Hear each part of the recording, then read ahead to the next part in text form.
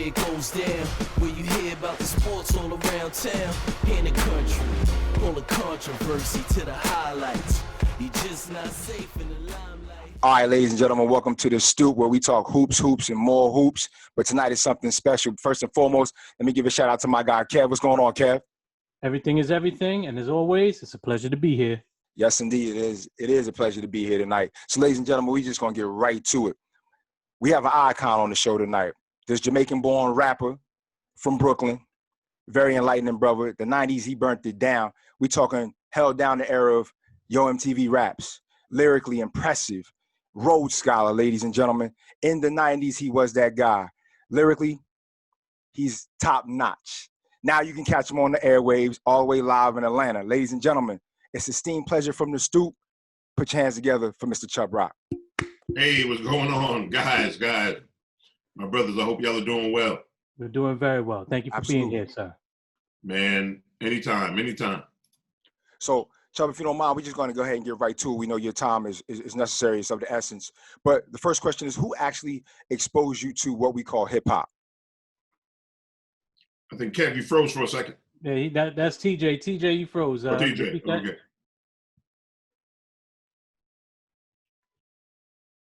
All right, I think TJ wanted to ask you, what was the source of what exposed you to hip-hop?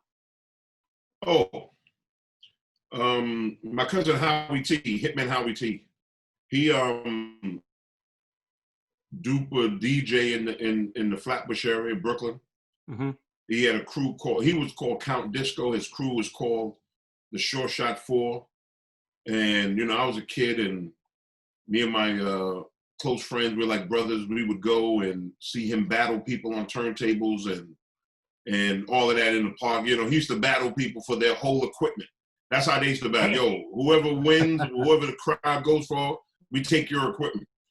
And so he was the big shot in the neighborhood, and that was my cousin, my first cousin. So I'm at my aunt's house, looking, learning what he's doing, and then he ended up getting a drum machine, the Roland 606. You see, a lot of this stuff, you guys are young guys.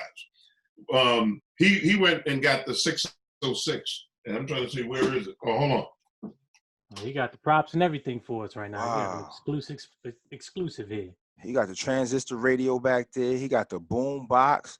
He got the TV boom box. I see, is that a drum machine up there in the top? Word. Now we So good. sorry about that, but his first drum machine was, even though this is not it, the actual drum machine, but this is the drum machine. I just got one myself, but this was his first drum machine. Wow. And it was the Roland 606. This is, if you remember Jam On It. Mm-hmm. Jam On It. Nucleus. They made it with this drum machine. Wow. Okay. So he was messing around with this drum machine and working on some stuff. And then all of a sudden, he had graduated to the 808.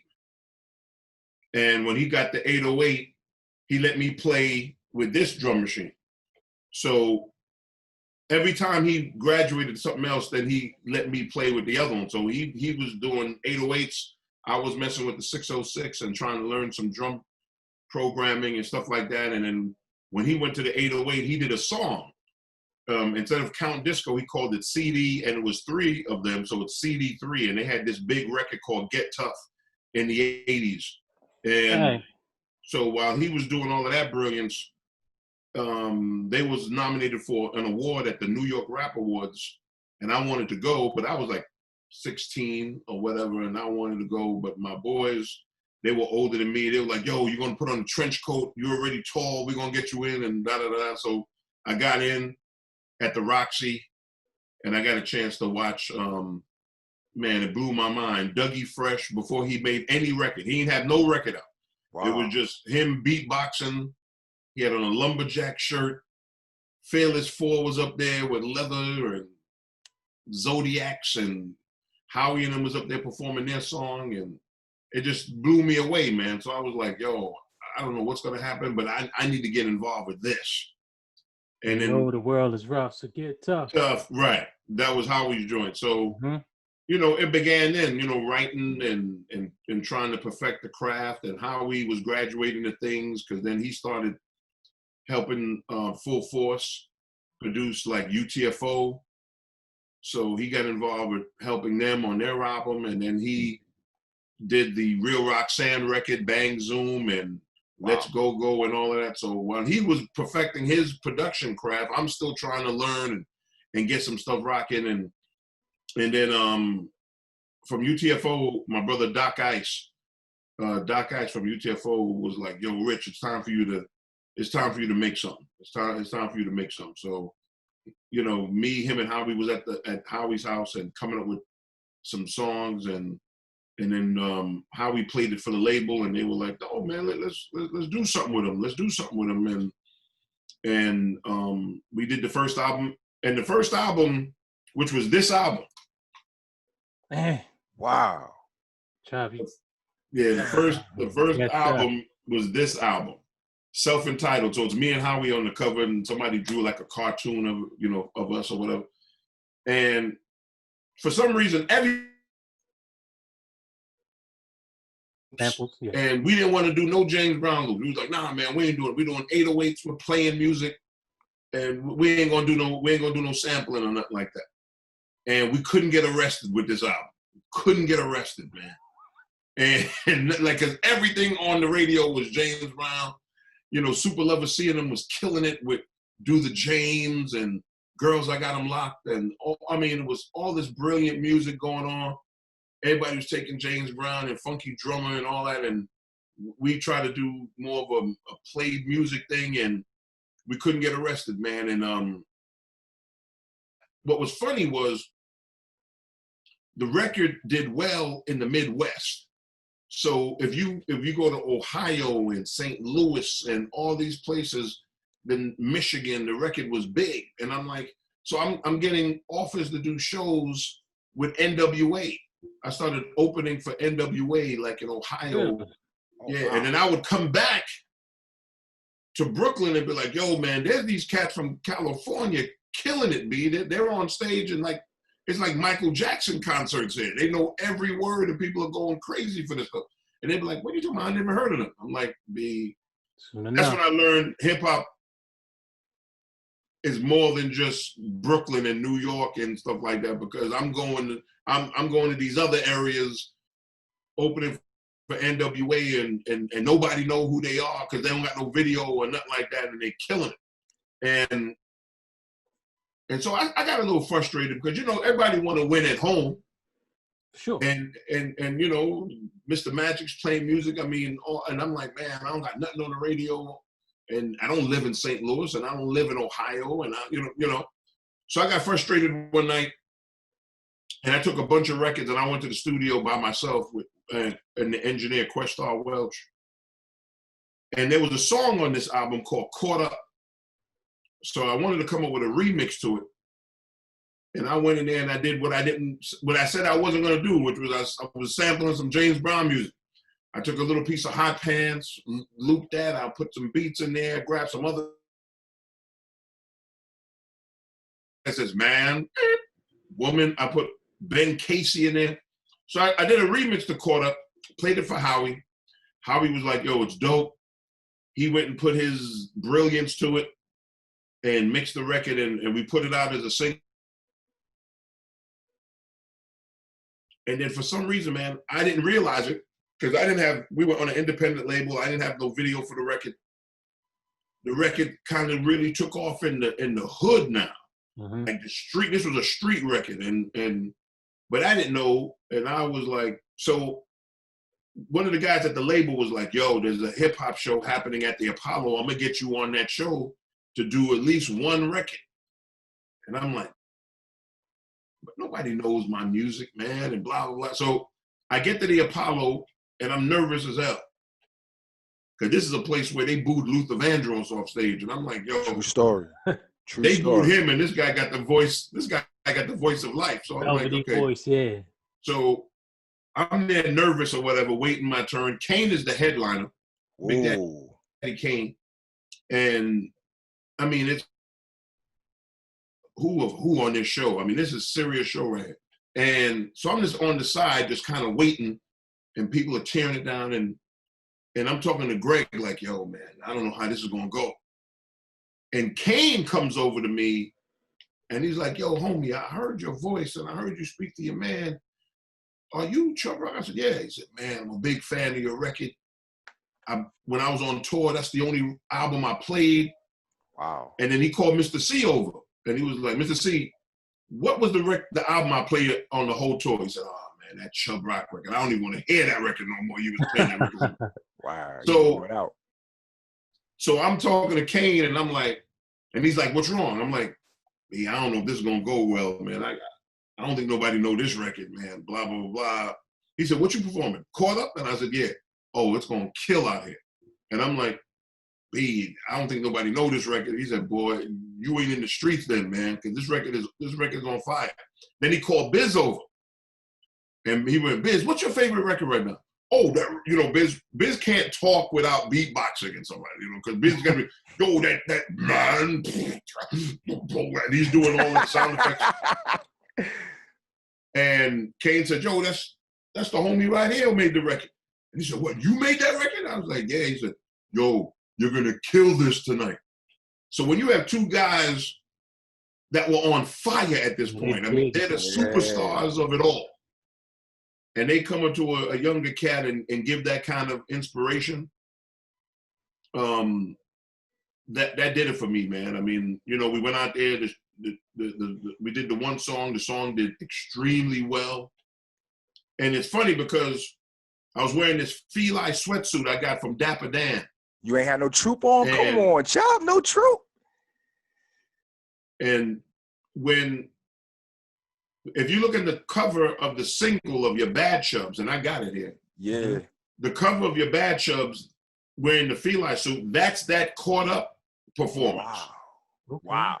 Yeah, some photographer caught it and was like, yo, Chubb, I got this picture of you one of. He's like, yo, well, I'm gonna use that for the next record. Wow. So the next album was the And the When There Is album. That was album number 2. And that had Your Bad Chubbs. That had my first video. And because we look like we're holding Grammys, is because we were dissing the Grammys because they wouldn't give us, we weren't able to win a Grammy yet. Yeah. So we did this whole thing, And the Winner Is, and we did a song called The Grammys, and it has me and Howie trying to get the Grammy, and in the back of it, it's me and him building the Grammys. So wow. we threw a little diss there, like, yo, you're not recognizing hip hop, and then there was a small protest that went on with that about they're not recognizing hip hop, and then Mr. Magic was playing the song, the Grammys, and then boom, luckily they gave us a thing, and Will Smith had won for Summertime. Yeah. And then Queen Latifah had one for the Black Rain album and stuff like that. So, Your Bad Chubbs did real well, and then we was writing the Treat 'Em Right album at that point. And that was, that was a great album and also a sad album because Treat 'Em Right had like 3 messages in there. And one was about bootlegging because at that time, that's when bootlegging really started. Mm-hmm. And they were only bootlegging Black music. It's like, yo, you go to the table, you see hip hop, you see R&B, you don't see no Madonna record on here, you know what I'm saying? So if you look at the video of Treat 'Em Right, we turn over the table and my man's trying to sell bootleg records. So it had a bootleg thing. It had a tribute to people because I was so shocked that And the Winner Is did so well, Caught Up did well, Your Bad Chubbs did well. I wanted to give kind of a thank you to the fans. So that's what that whole sign or autograph, you might make a new friend thing came from and all that. And then the sad part was when Yusef Hawkins was killed, and then that was a other little piece that was in Treat 'Em Right, and that was this album. Yes, the one. And it had everything else, just the two of us and the Chubster, and I mean we had 4 #1 records from that album, and that was the first time any rap Yeah, that was Rap huge. record had 4 #1 rap records. That's a fact. And you know, it was a good journey, man. It was a good journey, and we did well. And then I got involved with writing for people, and then, you know, I came up with a small production crew when we was writing for people, and that was called Track Masters. And Yeah, they didn't produce your next album in full though? yeah, they did songs on the Treat 'Em Right album, Right, and then they did.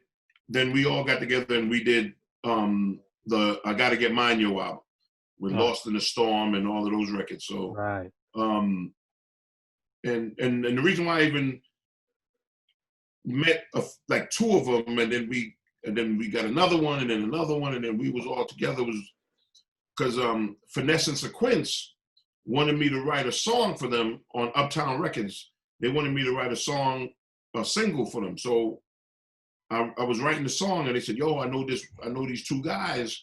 One of them went to school with me, man. Chubb, maybe if you can bring some ideas to them, and we can get it rocking." So I bought a couple of records, and I went over there, and I met Alex Richburg and Frankie, and I was like, "Yo, I got some ideas," and I'm telling them what I want from the record, and they're like, "Yo, no, we got you."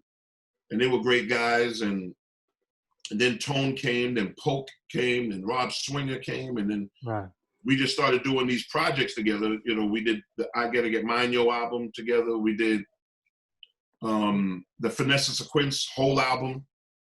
And within that album, when we was at Chung King, there was a young lady that worked at Chung King that was always writing.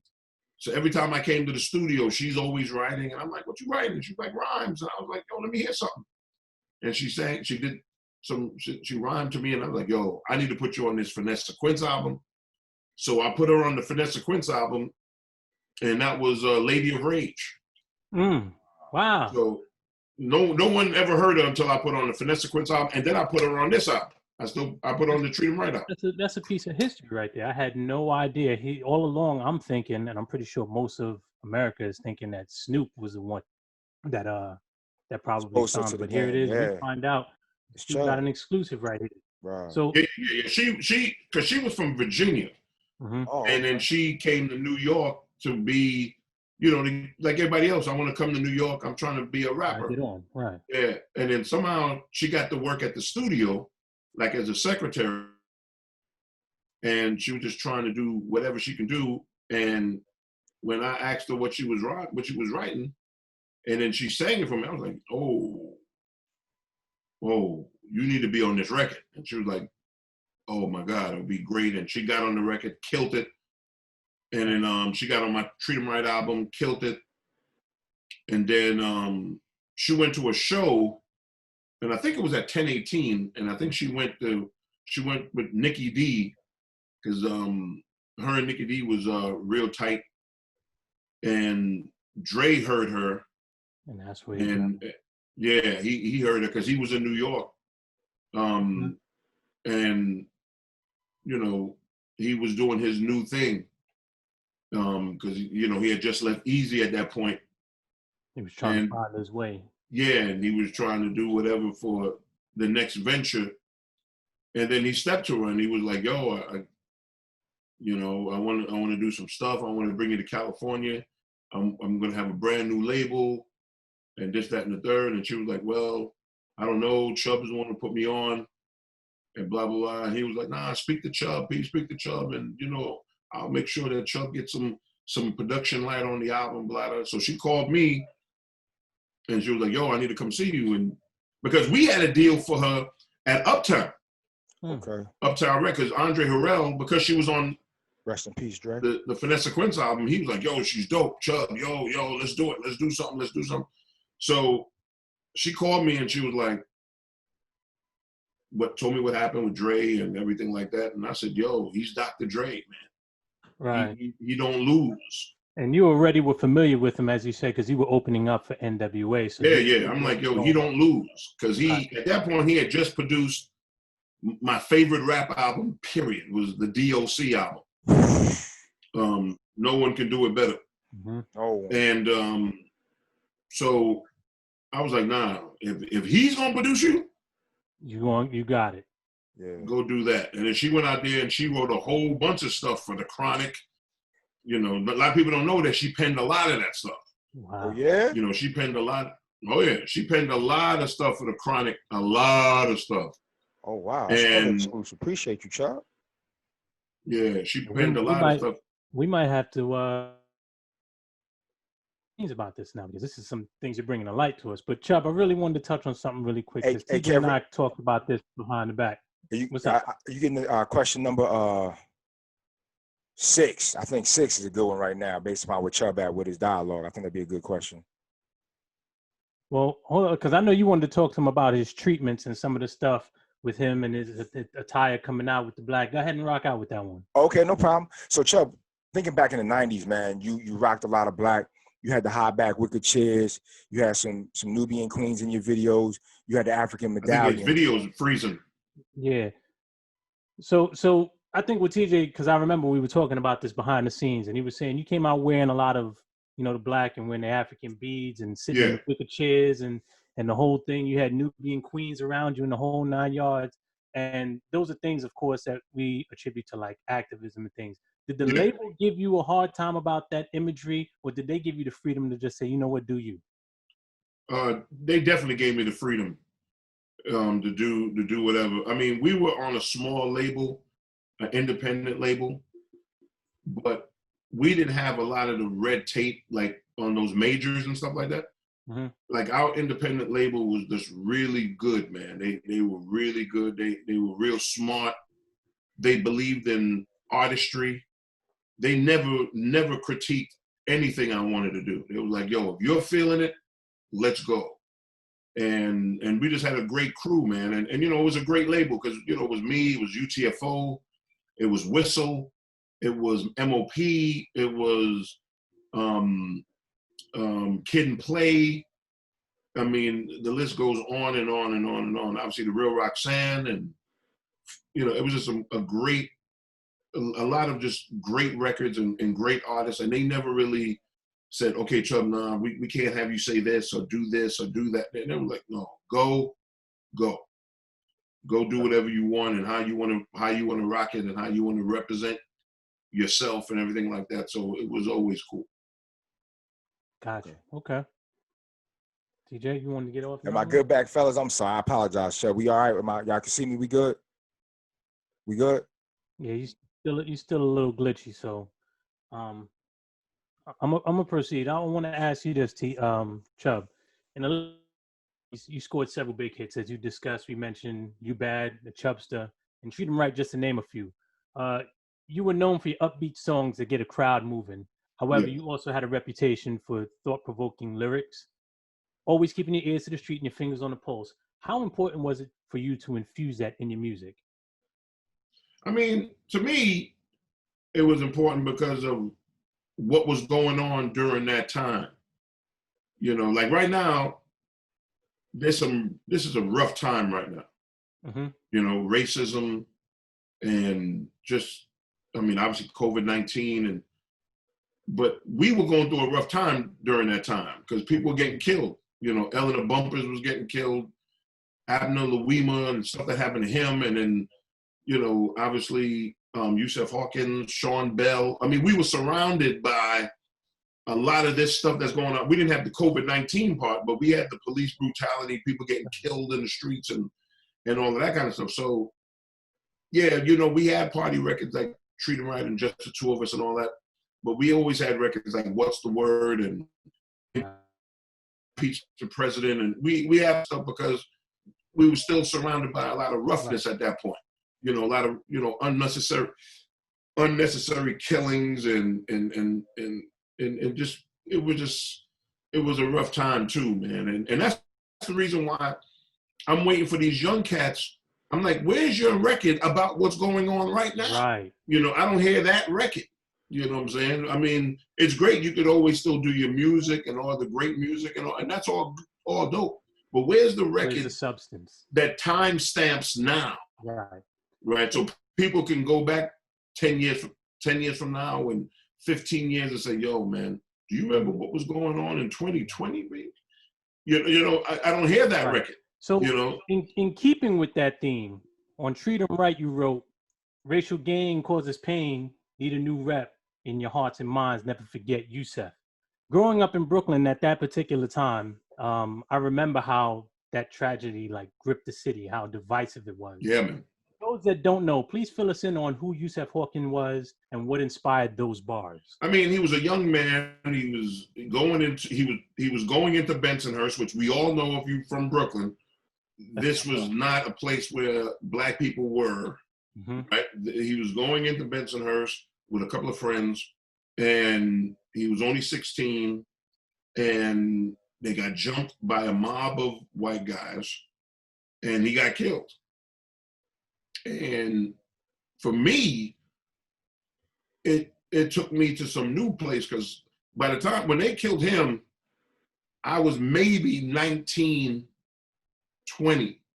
So I'm only a few years older than him, Right. you know, and I'm like, and believe it or not, this, which is strange, I heard of Bensonhurst, but I'd never been there myself. Like, I've never been to Bensonhurst at that point. I'm like, oh, that's where such and such lives. I don't go there. Yeah. You just knew better. You know, we're going to be in Bed-Stuy or go to Brownsville, and, you know, when you're going around and stuff like, you ain't going to Bensonhurst. So that really bothered me, man. That are like, yo, Rich, man, we can't let that stand.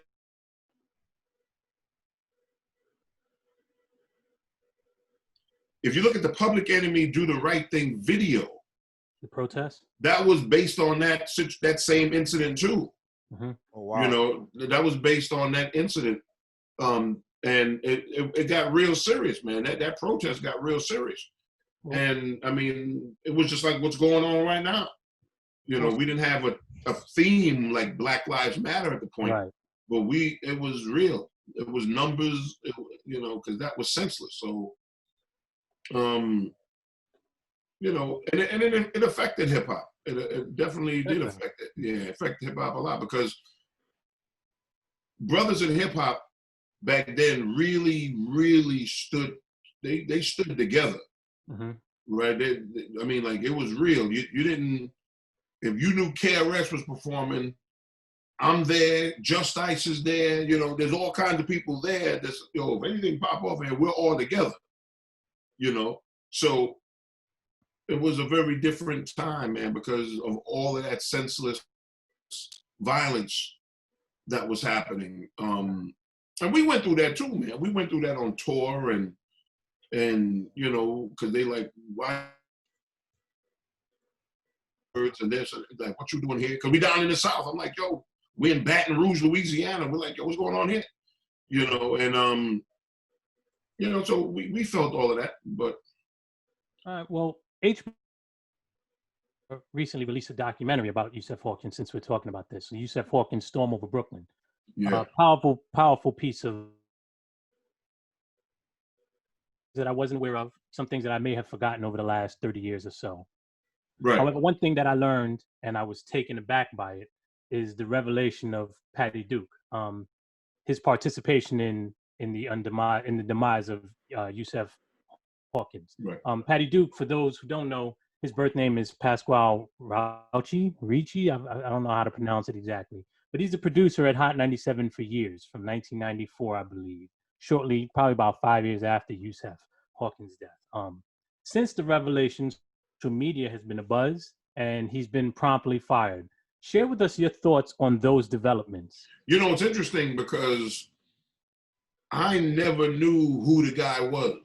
I would hear his name, you know, all the time. People shouting him out, you know, on Hot 97 and stuff like that. I used to hear it, and I really assumed even, you know, it was all news to me, because I wasn't really up at Hot 97 like that. I think I really been up there once in my whole career, you know, so I wasn't really up there like that. I was more at BLS, you know, with Marley Marl and them cats, You know, that's what was more where I would be, or 98.7 Kiss, which is still right. It's not you know R&B. basically the same thing as it's on. It's like the sister station of Hot 97 back then, Fox and Red Alert and them cats. Mm-hmm. So not really Hot 97, but when I found out that he was involved in that situation, and he was was there all these years, and that he was even a white guy, I just really didn't know. I mean, that's some serious developments, man. You know, I don't know exactly how they rectify that. I don't think there is a way to rectify that, but yeah, the internet is going very